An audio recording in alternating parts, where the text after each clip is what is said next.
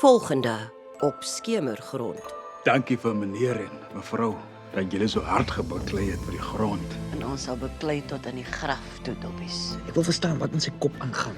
Lily, ek moet net eenvoudig uitvind waar hy is. En hierdie keer kan ek nie my taak mis nie. Skus Manny, daar was 'n krisis met my bakkie. Kom aan, Kevin, ek en jy is vriende en ek is 'n besigheidsman. Nou in die vervolg, as jy beloof om vir my iets te doen, dan doen jy dit. Ek was nog altyd so opgemaak met jou werksetiek en jou integriteit.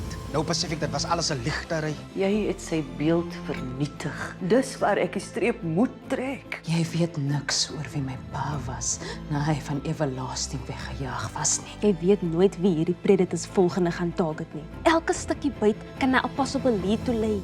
Byt. Al die chaos het my die rap for cash kompetisie se spertyd laat mis. O ja. Hulle in Hans moes vandag wen. Sê vir my, jy het uitgevind wat bly jy asseblief Roman. Ongelukkig nie, maar ons maak vordering. Dis nie genoeg nie. Sy kort net 'n bietjie van haar eie medisyne, mami. As jy jou met die semels meng, dan vreet die varke jou op. Ons is laat en was jou broek. Die is die mense met wie ek die afgelope tyd moeilikheid gehad het. Dis my refugee verdagtes. Wat gesê? Sy moet die saak los. Wel sy luister nie. Ek weet nie hoe sy dit doen nie, maar sy kan patrone raak sien. Dis Ek ongelooflik. voel 'n veer vir patrone, Roman. Moenie Christine se gif sluk nie, my kind. Maar dis tyd dat ons die mag terugvat. Lily het 'n plan nie maak aan ons seker nie.